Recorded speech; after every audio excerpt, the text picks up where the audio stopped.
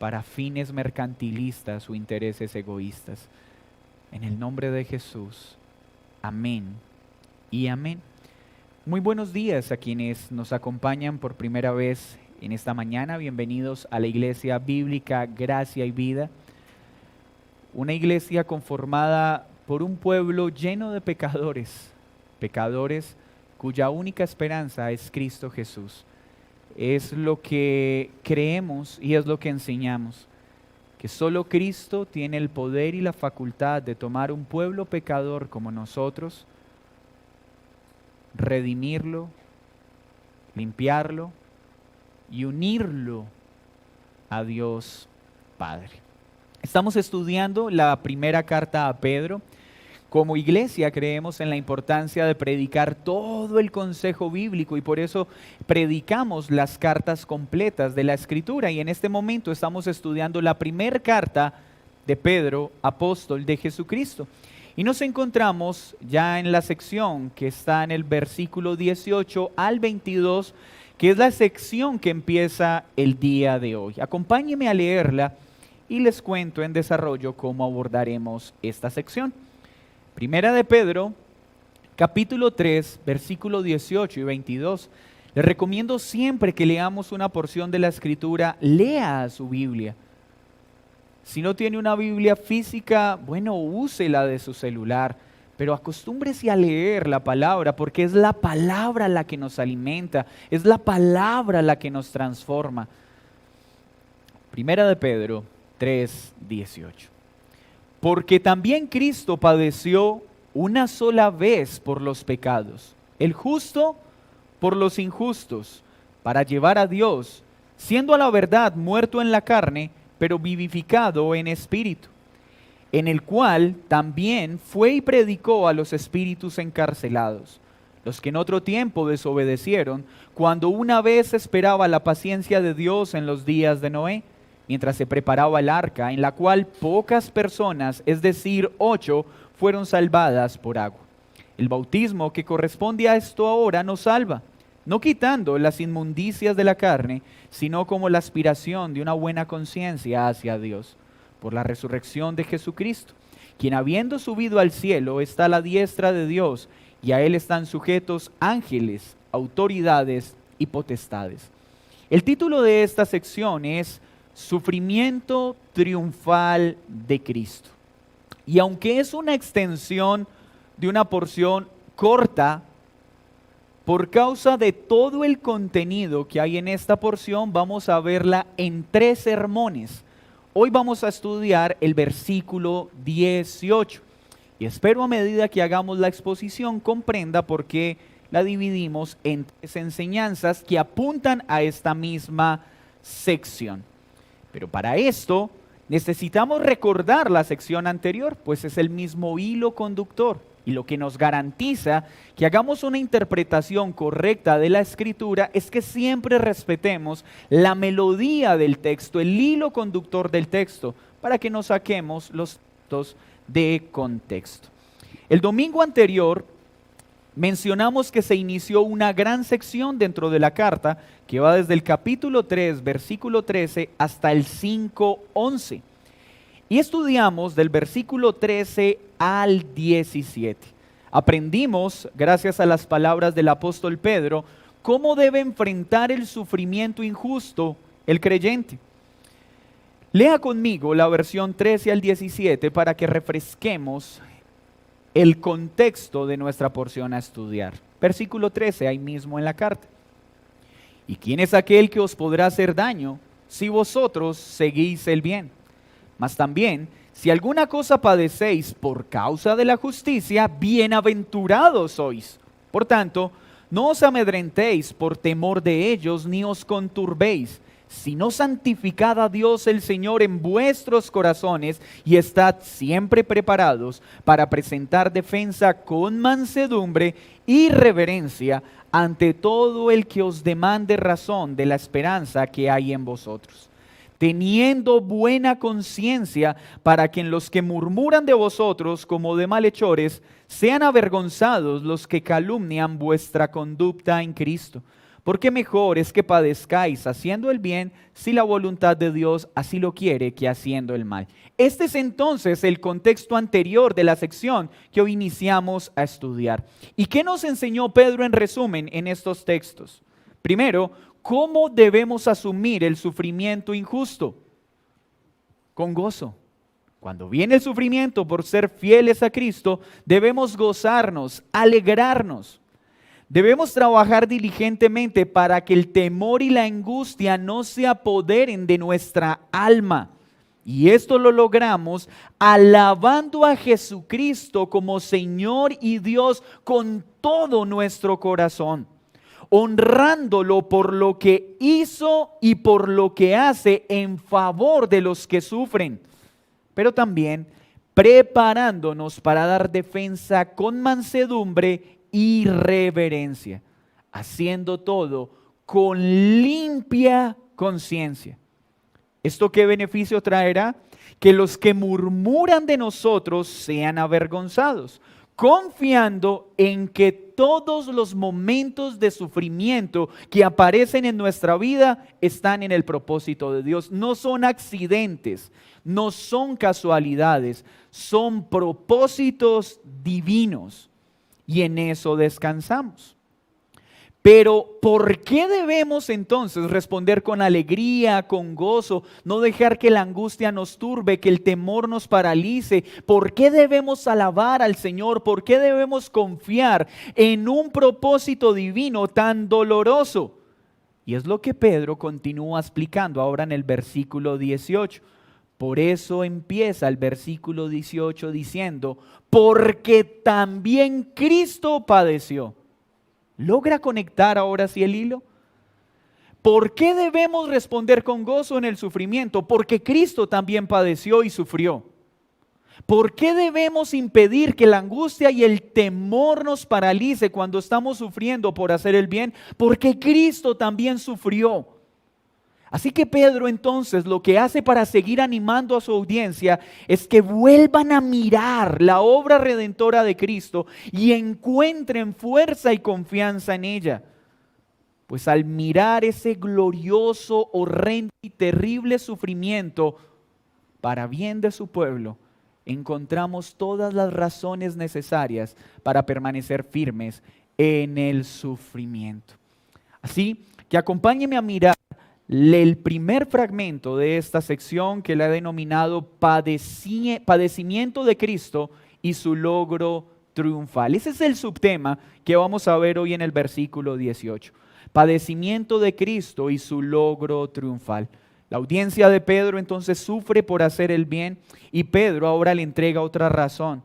Hermanos, debemos sufrir con gozo, pues Cristo, el Mesías, también ha sufrido. Recuerde esto, Cristo, el Mesías prometido, afrontó terribles sufrimientos, un sufrimiento abismalmente distante al nuestro, único en su tipo, único en su extensión, único en sus condiciones.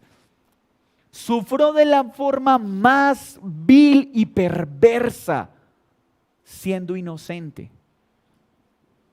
Y vamos a mirar varios aspectos de este sufrimiento. Hechos 2:23.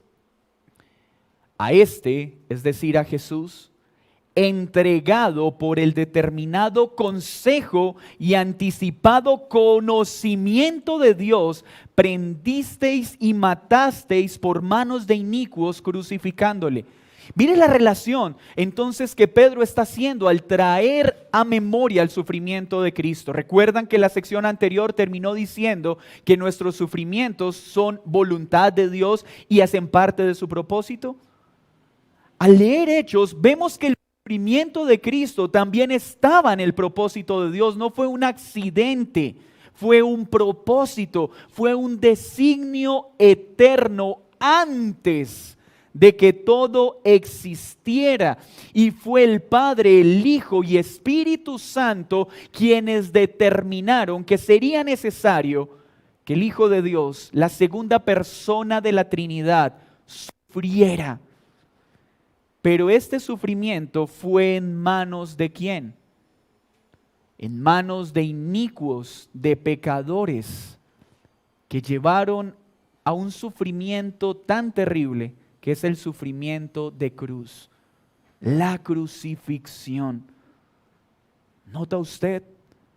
El Cristo, el Mesías prometido, el Mesías esperado, vino a salvar un pueblo de pecadores, y el pago que este pueblo de pecadores le dio a tal muestra de amor fue llevarlo a la muerte más horrenda y vil que ha existido en toda la historia de la humanidad. Esa fue la muestra de gratitud que cada uno de nosotros efectuó a Cristo por su interés en salvar a un pueblo pecador. Hechos 4, 27 y 28, mire lo que dice.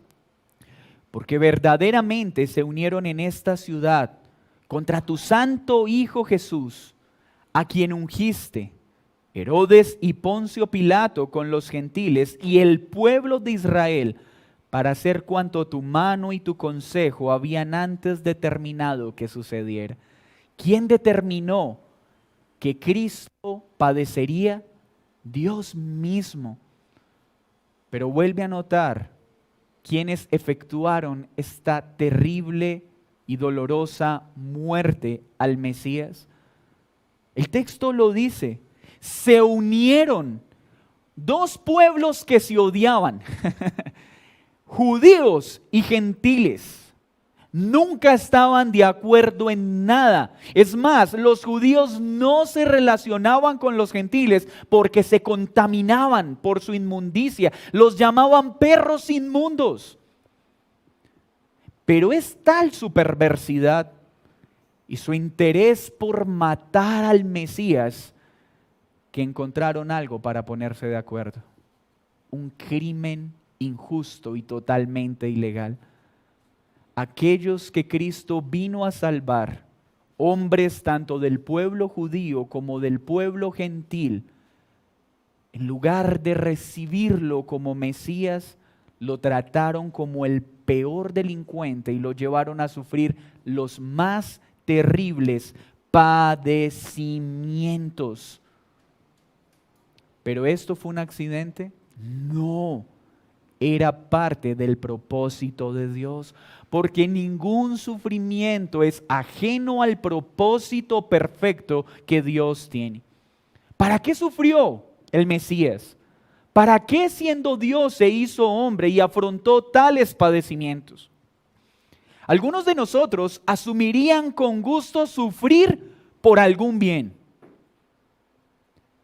Cada uno de nosotros muy seguramente conoce personas que se han inculpado de crímenes que no cometieron para recibir una casa, para pagar una deuda, y escogieron sufrir y ser privados de la libertad por un beneficio económico. Hay personas que sufren el maltrato de su cónyuge y el peor trato servil simplemente para no perder estatus, poder o renombre, y sufren porque reciben un bien. ¿Cuántas veces aún nuestros propios hijos se someten al dolor de su carne haciendo cosas que no quieren hacer, pero lo hacen porque saben que al final de tan grande esfuerzo recibirán un beneficio? El corazón del hombre podría sufrir si es necesario, si sabe que va a recibir una recompensa. Pero, ¿alguien sufriría si no hay un beneficio de por medio? Estoy seguro que no. Somos demasiado egoístas y ambiciosos como para sufrir sin ningún beneficio. Jesucristo, siendo Dios, siendo amo y Señor de todo lo que existe, siendo autosuficiente, es decir, pleno en sí mismo, se hizo hombre sin estar necesitado de hacerse hombre. Tomó una doble naturaleza, totalmente Dios y totalmente hombre, sin estar obligado a hacerlo. Tomó una naturaleza humana y una divina, sin que éstas se mezclaran. ¿Y para qué lo hizo? para padecer, sufrir en favor de un pueblo. ¿Nota usted este panorama? Como ruego al Señor que nos ayude a verlo. Aquel que no necesitaba hacerse hombre, se hizo hombre, no para recibir un beneficio, sino para sufrir. Y no para sufrir en favor propio, sino en favor de un pueblo que se unió para destruirlo. Vino a habitar en medio de nosotros, no para mejorar su condición de vida, para sufrir, aunque no estaba obligado a hacerlo. El que es amo y señor de todo lo que existe, padeció los más horrendos sufrimientos, no para poseer algo, porque todo le pertenece. Él no ganaba algo, pues a Él le pertenece todo. Los únicos que se verían beneficiados seríamos nosotros, aquellos que le hemos despreciado una vez para salvar a un pueblo pecador. Sufrió algo que no merecía para salvar a los que sí merecían tan horrendo sufrimiento. Padeció para pagar una deuda que para todos nosotros es impagable, una deuda que no era suya. ¿Ha escuchado normalmente personas quejarse y decir, yo estoy muy triste porque estoy pagando una deuda que no es mía? Me puse a servir de fiador y cómo me duele pagar algo que yo no me gasté. Duele sufrir por las acciones de otros. Ahora Cristo sufrió los más horrendos padecimientos para salvar a un pueblo que en lugar de amarle, le despreciaba. ¿Y qué nos muestra Pedro? Muestra su terrible padecimiento, pero muestra la grandeza y el poder de ese padecimiento. Mire lo que dice el texto: padeció una sola vez.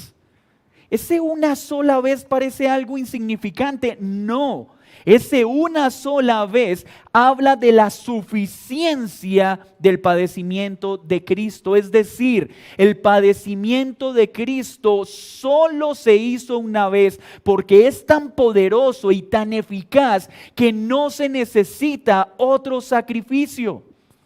No solo es perfecto, sino completo. Piensen un momento en la audiencia a la que le está hablando Pedro. Judíos que venían habituados o habían escuchado de los rituales ceremoniales que año tras año se tenían que efectuar para expiar al pueblo. Un sacerdote ofrecía sacrificios para limpiarse de sus pecados. Ponía sus manos sobre el animal a sacrificar para que éste se convirtiera en sustituto y al sacrificarlo recibiera la ira que el sacerdote debía recibir. Para luego el sacerdote poder poner sobre los animales los pecados del pueblo y el animal se convirtiera en sustituto y recibiera la ira que el pueblo de Dios merecía. Pero esto tenían que hacerlo año tras año. Cuentan los escritores que cada ritual de expiación podía estar acompañado más o menos de 250,000 de ovejas en sacrificio. ¿Se imagina usted la mortandad para poder lavar los pecados de un pueblo duro de corazón? Año tras año. ¿Y qué está diciendo Pedro? Presten atención, hermanos que sufren por hacer el bien. Cristo padeció el más horrendo sufrimiento, pero lo hizo una vez, porque su sacrificio es perfecto y suficiente y ya no se necesita otro cordero, porque este es el cordero puro y sin mancha que quita el pecado, el único cordero que es totalmente Dios y totalmente hombre, que puede pagar la deuda que ninguno de nosotros podía pagar. ¿Por qué? Porque Cristo era perfecto, impecable, sin mancha. y se ofreció voluntariamente para limpiarnos. Mire lo que dice Hebreos 7, 26 y 27. Porque tal sumo sacerdote nos convenía, santo, inocente, sin mancha, apartado de los pecadores y hecho más sublime que los cielos, que no tiene necesidad cada día, como aquellos sumos sacerdotes, de ofrecer primero sacrificios por sus propios pecados y luego por los del pueblo, porque esto hizo una vez y para siempre, ofreciéndose a sí mismo. ¡Qué glorioso Salvador tenemos!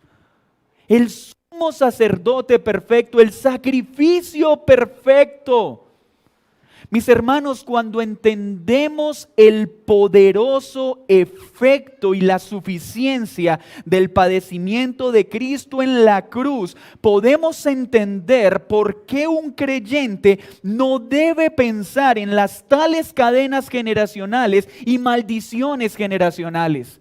Porque cuando decimos que después de creer en la muerte de Cristo en la cruz, aún quedan cadenas pendientes por cortar o maldiciones generacionales por cortar, le estamos diciendo a Cristo: tu sacrificio no fue suficiente.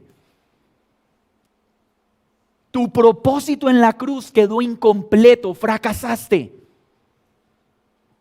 ¿Y podemos decirle eso? No. Más bien miramos y decimos: oh mi Señor, ahora entiendo cuando en la cruz dijiste, telestai, completo está, una vez y para siempre.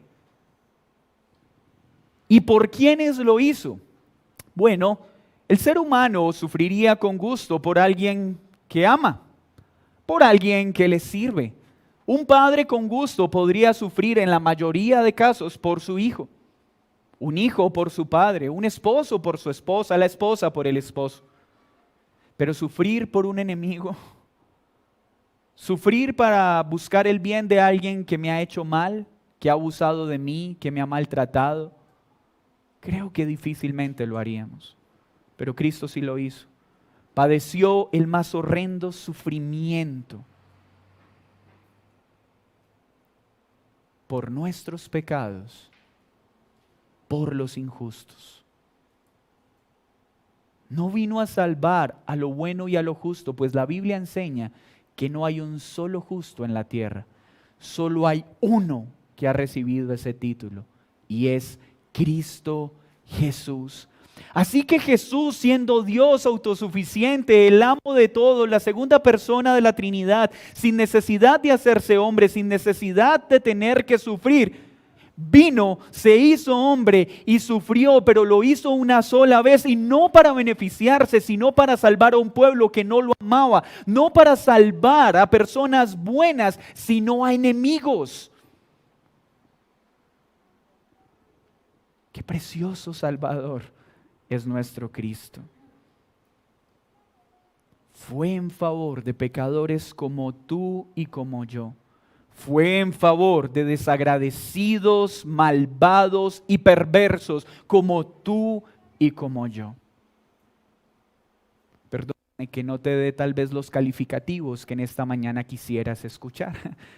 Tal vez quisieras que te hablara: qué bueno eres, no eres tan malo como otros. Pero la Biblia no nos habla así. La Biblia nos dice que somos más malos de lo que pensamos. Que no somos malos, somos perversos. Tú dirás: pero es que yo no fui quien vendió a Jesús por unas cuantas monedas como lo hizo Judas. Tienes toda la razón. Tú no vendiste a Jesús como Judas por 30 monedas. Si tú y yo hubiéramos estado presentes, lo hubiéramos vendido por 5. Tal vez tú digas: yo no soy tan malo. Malos los que 8 días después de que Jesús entrara en un pollino y dijeran: Hosana, Hosana en las alturas al Hijo de David, y luego empezaron a gritar: crucifíquenlo, crucifíquenlo. Esos sí son malos.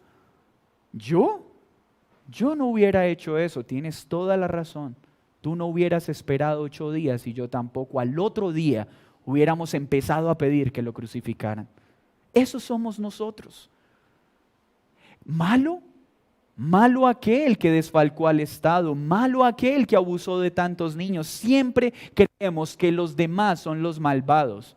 La Biblia nos dice que nuestros pecados a los ojos de Dios son tan graves como los de los peores delincuentes. Y por personas como tú y como yo, Jesús vino a padecer sin estar obligado a hacerlo, por el puro afecto de su voluntad para salvarnos. ¿Y cómo lo hizo?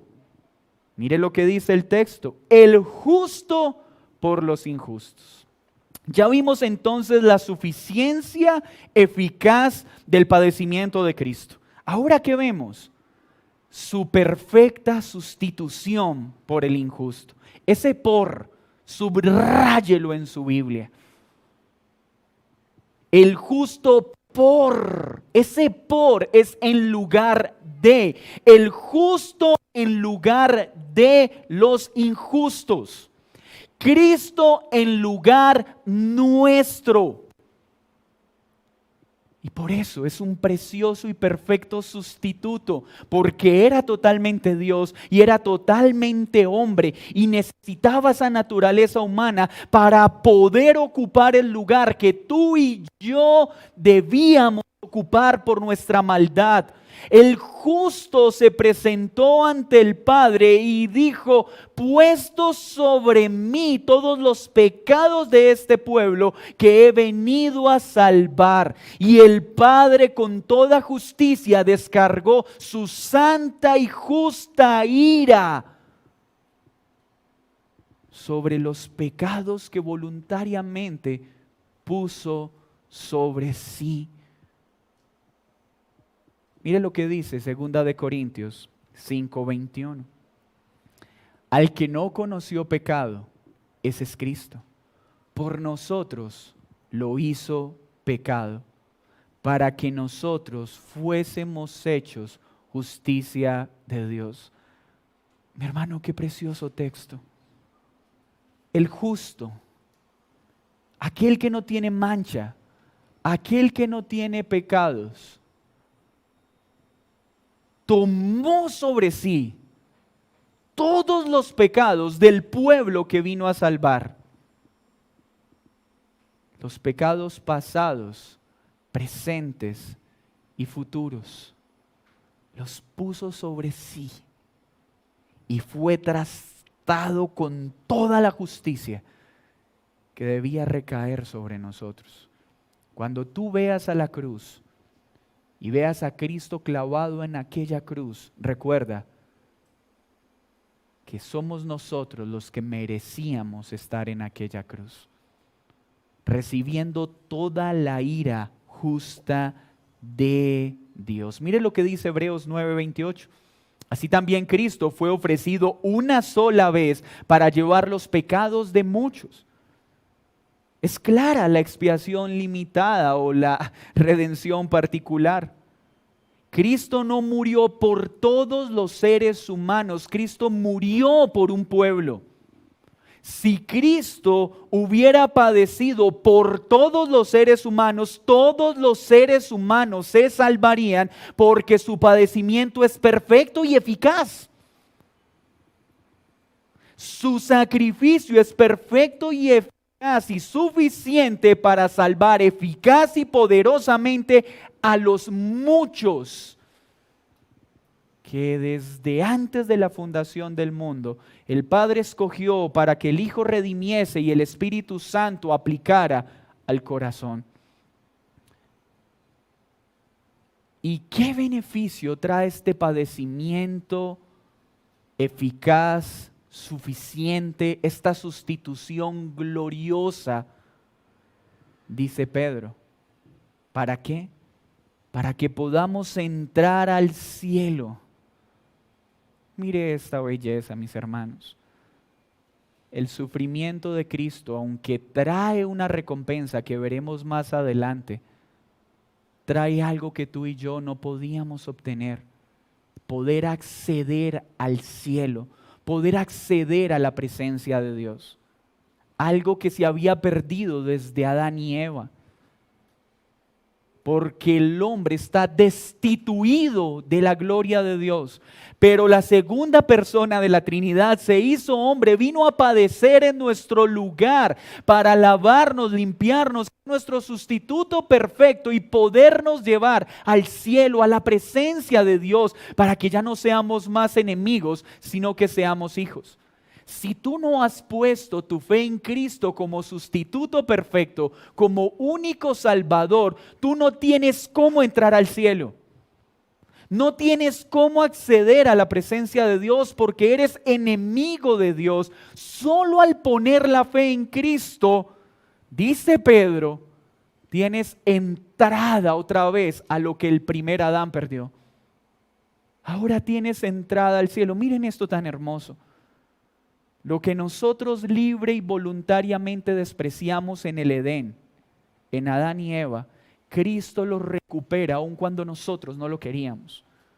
Y nos lo da y nos lleva al cielo, aunque no lo queríamos.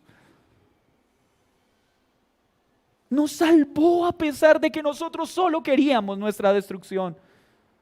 Aunque despreciamos libre y voluntariamente en el Edén tal salvación, aún así vino, nos salvó, nos perdonó para volvernos a llevar a Dios Padre. Tal vez usted dirá, yo no entiendo por qué Adán y Eva hicieron eso. Si yo hubiera estado ahí, yo no hubiera hecho lo que Adán y Eva lo hicieron. Tienes toda la razón. Tú te hubieras comido el fruto el mismo día que te lo prohibieron.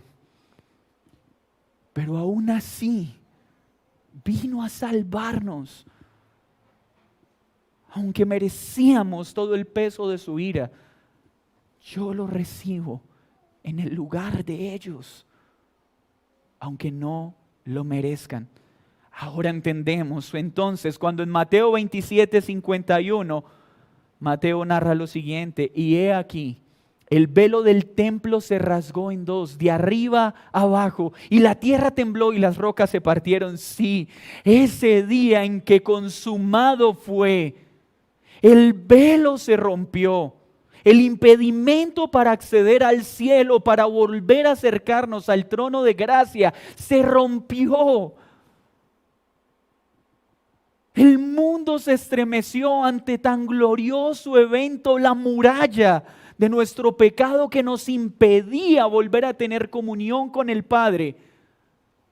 Cristo la rasgó, la hizo pedazos en la cruz. Y ahora podemos acceder a la presencia de Dios, no por lo que nosotros hagamos, sino por lo que Él hizo.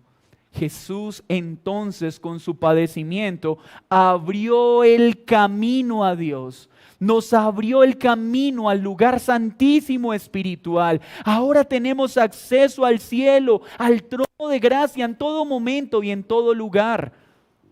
Ya no es en un lugar físico.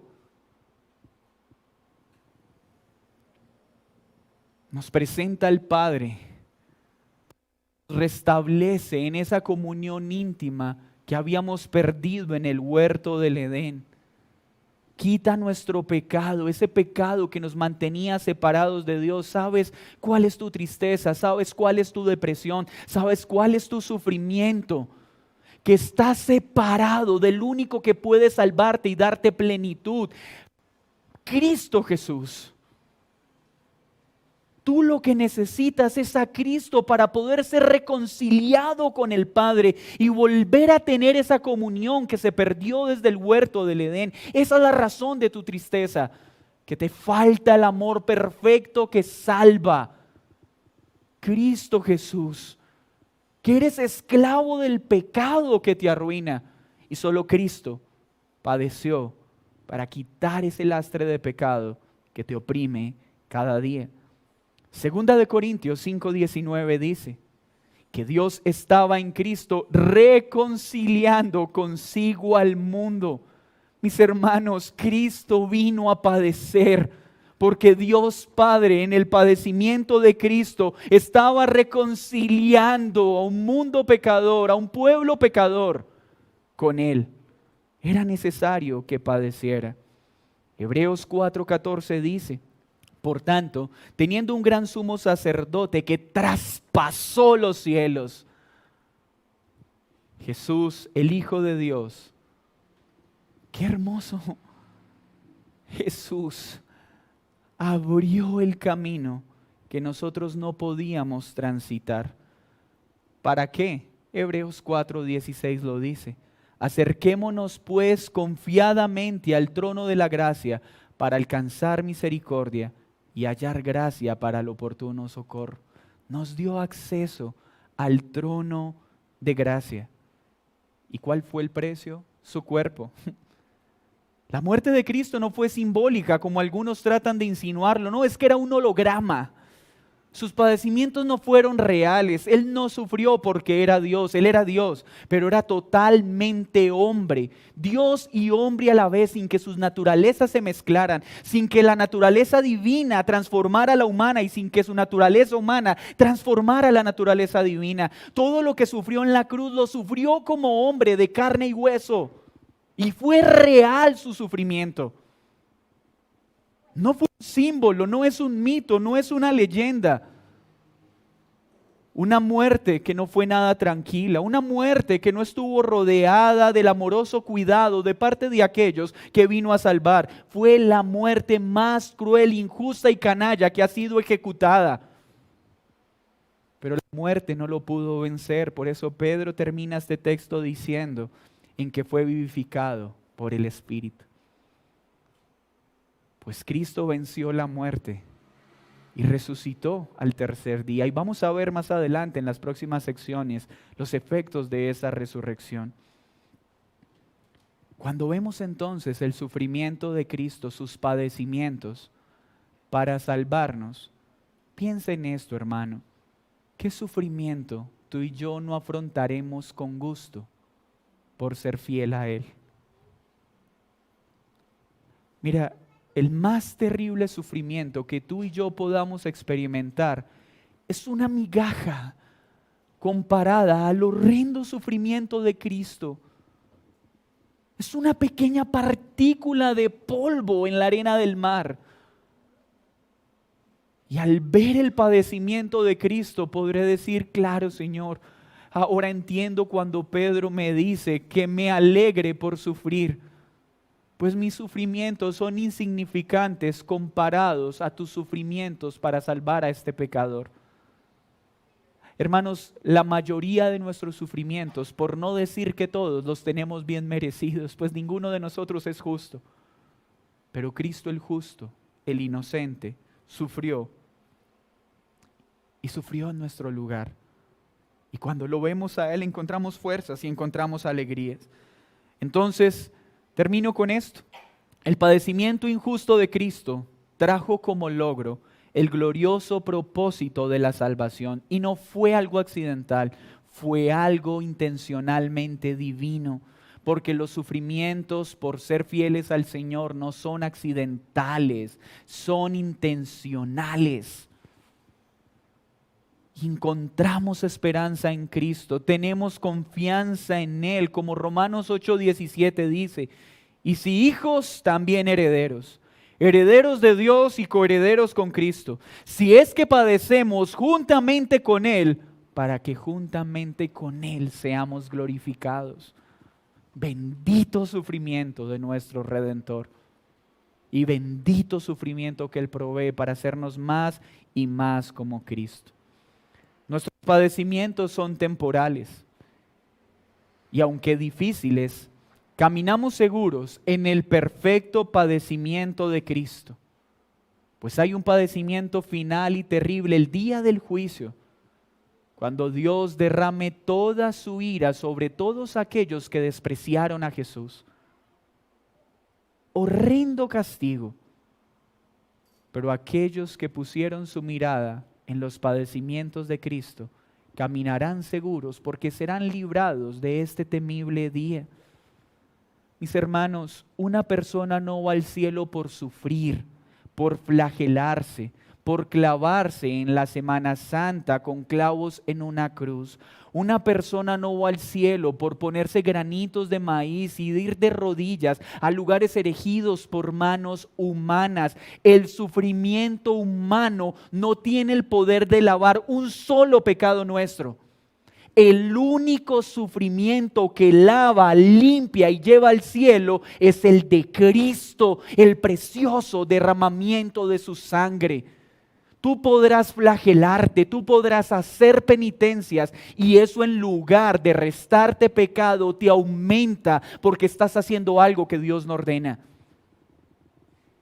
Es el perfecto sacrificio de Cristo lo único que lava al pecador. Qué gran esperanza tenemos.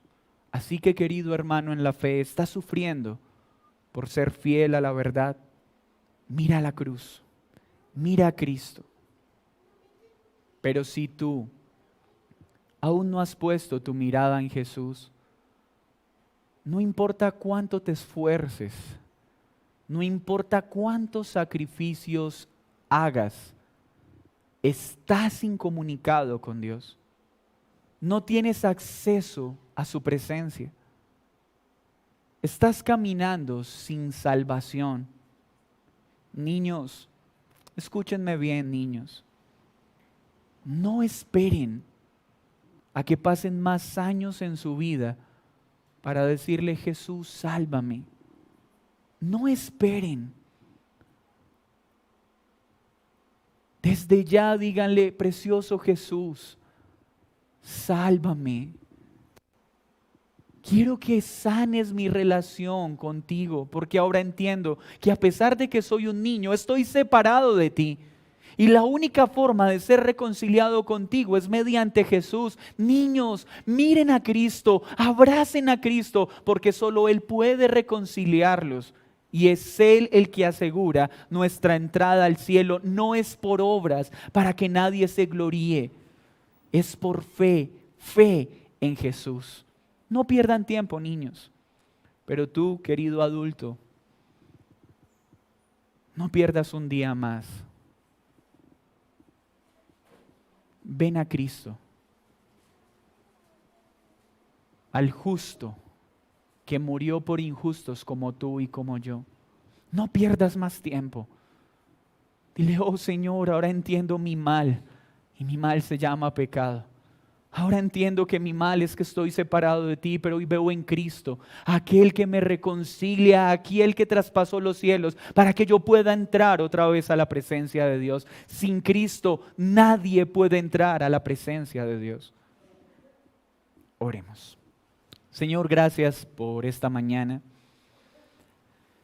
Gracias por tu preciosa palabra. Gracias por dejarnos ver una vez más a la cruz y ver tus horrendos padecimientos en manos de un pueblo malvado y perverso para salvar a un pueblo como nosotros. Gracias por tanto amor que no merecemos. Gracias por fortalecernos en medio del sufrimiento. Y ahora, ¿qué sufrimiento podrá parecer grande a nuestros ojos cuando tus padecimientos fueron abismalmente terribles para librarnos? Ahora con gusto viviremos por ti y para ti, así se burlen de nosotros, así nos maltraten, así nos quiten todo. Pues si te tenemos a ti, lo tenemos todo. ¿Cómo no perder todo en este mundo por amor a ti? Si tú, siendo dueño de todo, diste todo para salvarnos a nosotros que no teníamos nada que ofrecerte, ¿cómo no dar todo de nosotros a ti, sabiendo que tú lo diste todo por nosotros? Te ruego de manera especial por los niños de esta iglesia. Yo te ruego para que tu Santo Espíritu ilumine el entendimiento de nuestros hijos, para que desde ya no teman sufrir por ser fieles a ti, que desde ya sepan que no hay mayor riqueza que tenerte a ti, pues si te tenemos a ti, lo tenemos todo. Toma a todos los niños que hoy están en este lugar y revélales la gloria del padecimiento de Cristo. Te lo pido con humildad en el nombre de Jesús. Amén y amén. Vamos a tomar la cena del Señor. Y le invito a que incline